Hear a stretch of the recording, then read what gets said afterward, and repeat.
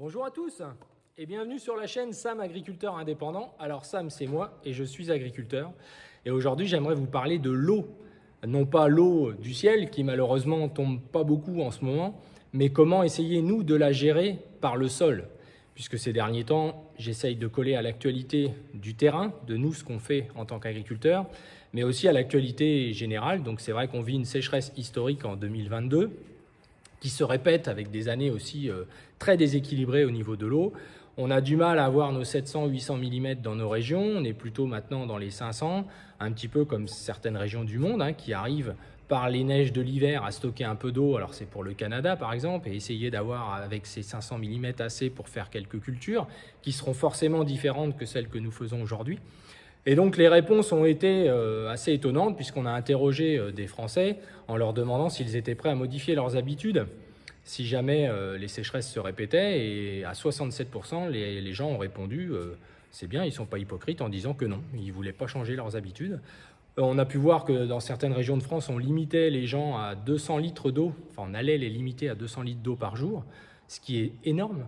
Aujourd'hui, un élevage laitier, par exemple, ne consomme pas plus de 50 à 60 litres par vache par jour. Vous pouvez aujourd'hui vous laver, prendre 2 douches à 2 pendant 2 jours avec 20 litres. Pour ceux qui font un peu de camping, ils doivent le savoir, ou de bivouac, ou de raid, ou de trekking, je ne sais pas. Voilà, alors moi j'aimerais plus vous parler du domaine agricole. Qu'est-ce qu'on pourrait faire avant de parler d'irrigation, même si c'était un dossier important? J'ai fait une vidéo sur la gestion de l'eau. Il y a beaucoup de choses à faire, c'est clair, on l'a mis de côté.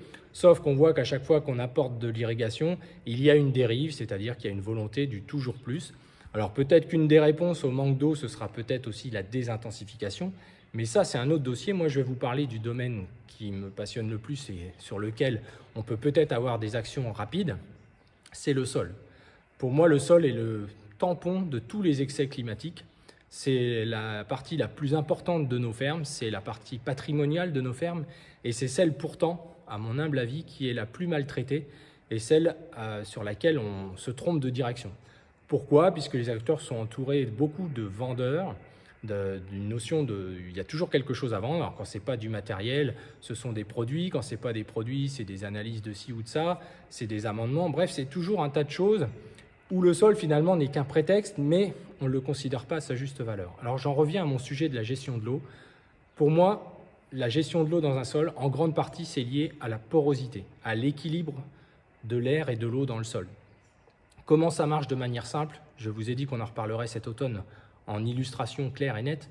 Mais aujourd'hui, dans une motte de terre idéale, en gros, on a la moitié de cette motte de terre qui est concernée par la texture, c'est-à-dire les éléments minéraux, sable, argile, limon, ce qui compose la terre.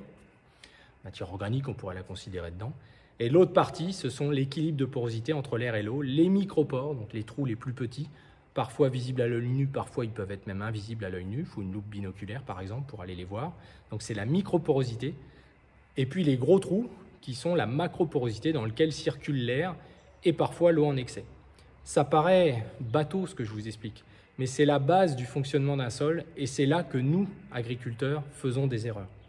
C'est-à-dire qu'on pense que par les outils, on crée la fameuse structure idéale, alors qu'en réalité, on ne fait que déséquilibrer les porosités ou artificiellement les fabriquer, et comme on le fait artificiellement, ça ne dure pas.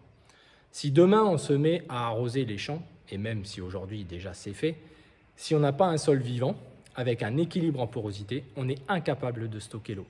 Aujourd'hui, je fais le constat, après plus de 25 ans un petit peu à tourner dans les régions et même à une période pendant 10 ans un peu partout en France, c'est de constater que les agriculteurs trouvent toujours que leur sol est ou trop sec ou trop humide.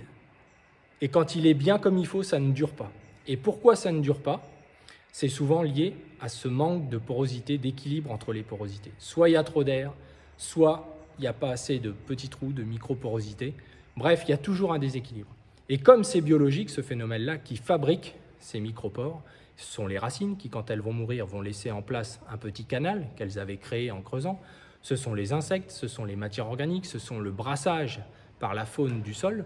Aujourd'hui, des vers anéciques peuvent brasser leur poids de terre par jour. Quand vous avez 1 tonne de vers de terre à l'hectare, c'est 1 tonne par jour qui est brassée.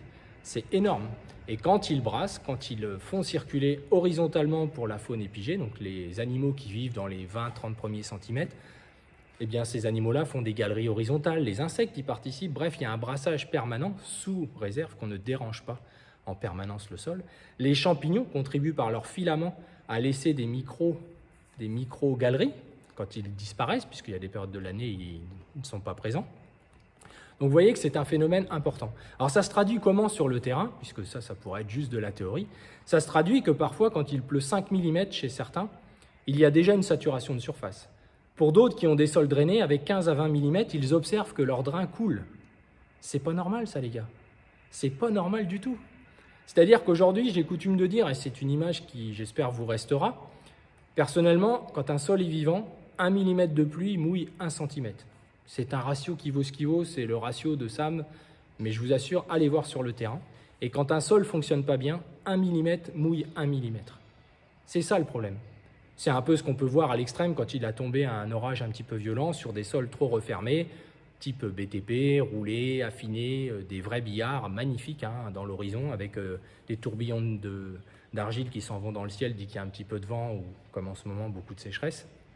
Et finalement, quand il va pleuvoir sur ces sols-là, la partie argileuse étant partie, il ne va rester que les éléments un petit peu plus gros qui sont les limons, les sables et tout le reste, et qui vont se cimenter ou les argiles vont descendre verticalement et aller se poser à des horizons où l'agriculteur ou les pratiques ont fait qu'il y a horizontalement des zones plus fermes où là il n'y a pas du tout de porosité, ni d'air ni d'eau, et vont venir s'accumuler à cet endroit-là et faire comme un couvercle, comme une zone qui va empêcher finalement à l'eau de pénétrer dans l'ensemble du sol et à l'alimenter.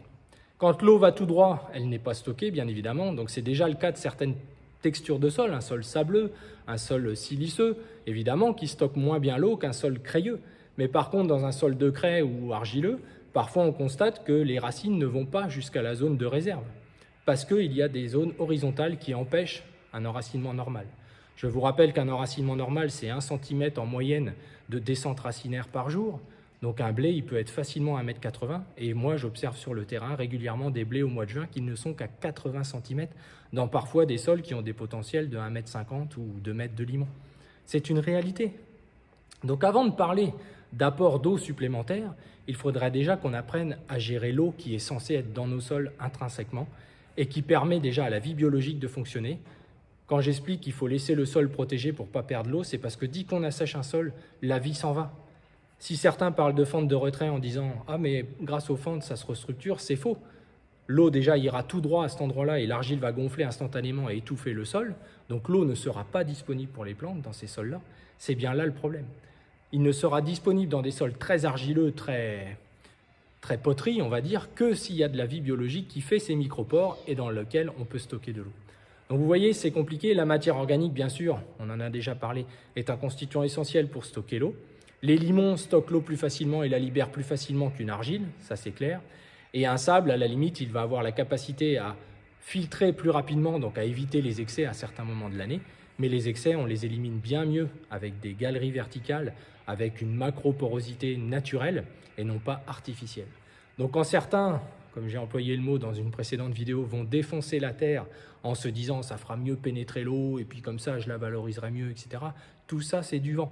Faire de la terre fine est un moyen artificiellement de stocker de l'eau, mais on ne fait pas de la terre fine sur 30 ou 40 cm. Donc la porosité, on le verra sur le terrain, c'est une clé essentielle.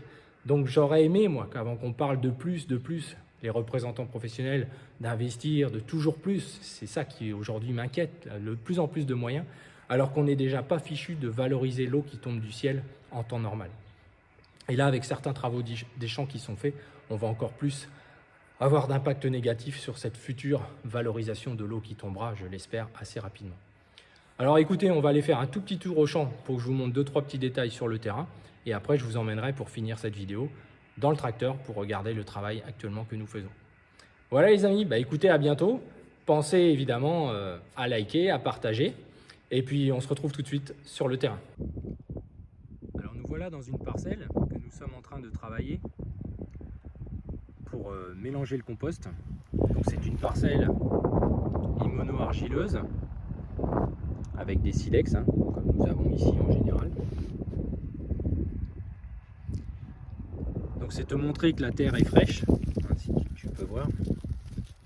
Il n'a pas plu depuis le 29 juin, on est le 5 août. il y a ce passage unique au travail du sol. Puisque contrairement à la dernière fois, nous ne sommes pas derrière maïs, c'est un blé de colza. Donc la terre est beaucoup plus facile et un seul passage pour moi suffira. Et je reviendrai semer mon colza au monograine. Donc évidemment, les mottes sont des mottes vivantes au regard de leur forme et malgré la sécheresse, on a un sol qui a conservé toute sa fraîcheur. Comme j'ai pu te l'expliquer tout à l'heure, ce qui compte, c'est la forme des mottes, qu'elles soient explorées. L'idée est de vous faire constater que ce n'est pas des discours, car j'ai parfois des commentaires, ton discours m'intéresse. Les discours, moi ça m'intéresse pas. Ce que je veux essayer de vous partager, c'est ce que l'on peut faire en comprenant certains éléments, en les adaptant à vos fermes, puisqu'en fait c'est vous les experts sur vos fermes, c'est pas tous ceux qui vous parlent de l'extérieur. Souvent, parfois même, ils n'ont jamais été agriculteurs, ou alors ils n'en vivent pas. Donc l'idée c'est simplement de revenir à des observations de bon sens et à ne pas toujours rejeter des possibilités en disant chez moi ça ne peut pas marcher ou autre. Et je vous montre cette parcelle là parce que j'y suis. La dernière fois c'était dans une autre, la fois encore d'avant c'était sur l'autre site. Voilà, je ne choisis pas les endroits, j'ai absolument pas d'ego là-dessus. L'idée c'est de partager les choses. Donc là ce que je vais faire, c'est que je vais vous emmener dans le tracteur pour que vous puissiez voir entre guillemets l'outil en action. Voilà, que ce soit celui-là ou un autre d'ailleurs, ça n'a pas d'importance. C'est juste de vous montrer qu'il n'y a pas de poussière, hein, que j'ai pas manipulé les images. Voilà les amis, bah tout de suite on se retrouve dans le tracteur. Je suis sûr que tu te dis, allez, le Sam c'est un mytho. C'est obligé qu'il fasse de la poussière. Il n'a pas plu ici depuis le 29 juin. On est le 5 août. Donc je suis en train d'enterrer du compost. Donc là tu peux apercevoir nos maïs qui souffrent bien sûr de la sécheresse. Et là donc je suis en train de passer mon outil avec des petites pointes fines que tu as déjà vues. Et ça va être la préparation pour les colzas. C'est le fait d'organiser le planning, comme je te l'ai déjà expliqué, qui me fait intervenir, car sinon j'aurais encore patienté. Car ils annoncent encore une quinzaine de jours minimum de température élevée et d'absence de pluviométrie. C'est juste pour illustrer le propos que j'ai eu avec toi tout à l'heure concernant la gestion de l'eau et l'impact de l'activité biologique. Donc si ça peut aider à faire constater ici, sur ce site, ça fait 25 ans que la terre n'a pas été retournée.